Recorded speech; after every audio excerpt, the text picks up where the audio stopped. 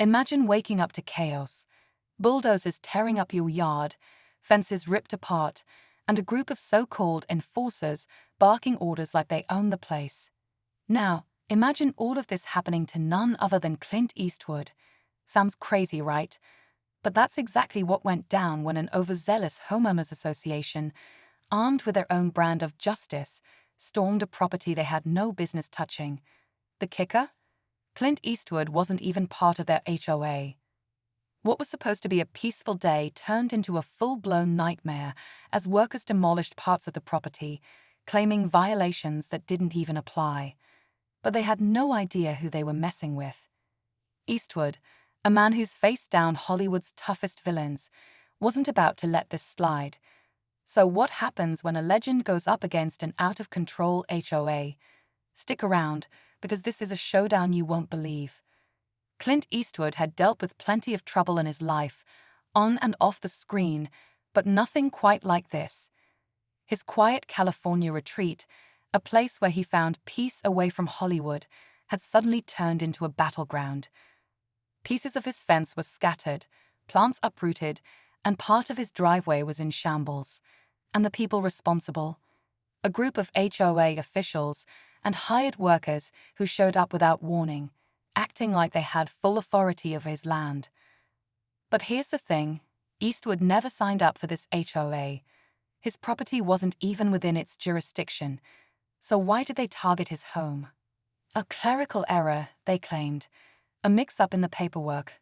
But Clint wasn't buying it. Something felt off. Why was this HOA so aggressive?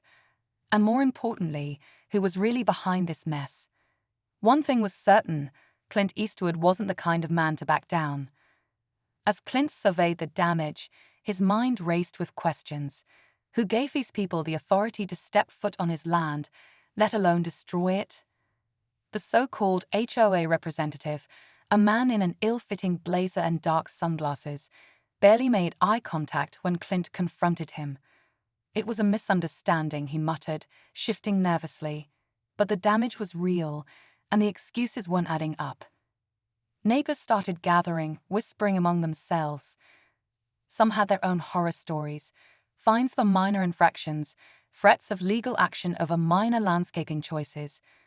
But none of them had seen anything this extreme. They've been getting bolder, one neighbor admitted, pushing rules that don't even exist. Clint's instincts told him there was more to this than a simple mistake. Someone had greenlit this operation, and they were hoping to get away with it. But they clearly didn't expect Clint Eastwood to be the one standing in their way. Clint wasn't the type to let things slide. He wanted answers, and he wanted them now. He followed the so-called HOA representative as he tried to slip away, his voice steady but firm. "Who sent you?"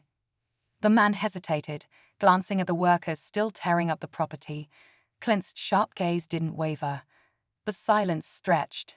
Then, under the weight of Clint's stare, the man finally mumbled, "It's not what you think." Not what he thought. That only made Clint more suspicious. He turned to the workers, demanding to see the paperwork authorizing this mess. They shuffled uncomfortably, avoiding eye contact.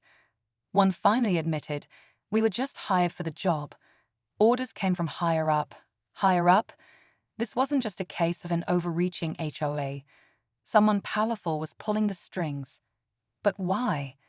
And what did they stand to gain? Clint could feel it. This was just the beginning. Just as Clint was piecing things together, a sleek black SUV rolled up, its tinted windows concealing whoever was inside. The workers froze. Even the nervous HOA rep straightened up, suddenly looking more confident, as if backup had arrived. The driver's door swung open, and out stepped a man in a crisp suit, his polished shoes crunching over the debris. He didn't look like your average HOA official.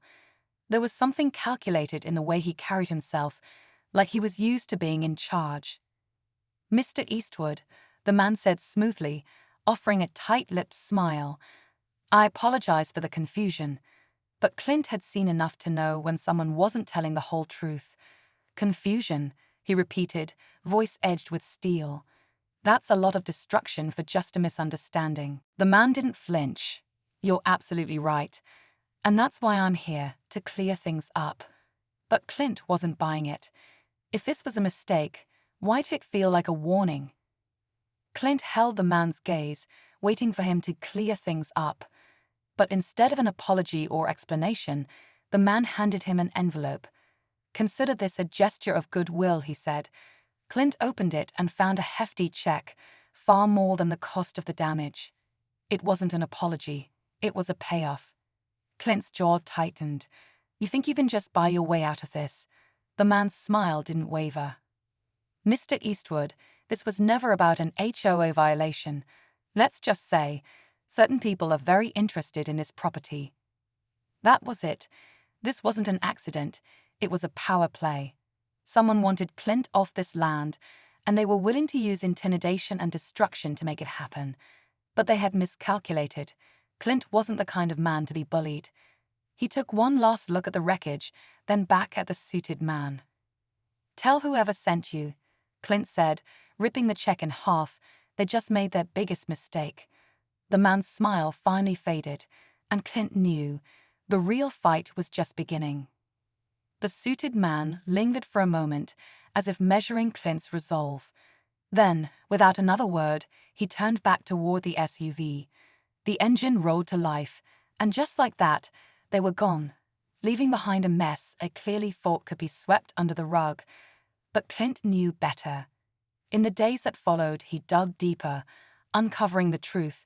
Big developers were eyeing the area, using HOA loopholes to pressure homeowners into selling. But Clint wasn't just any homeowner, and he wasn't going anywhere.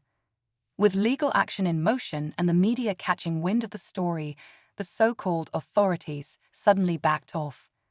The fences were rebuilt, the damage repaired, but Clint knew this fight wasn't just about him.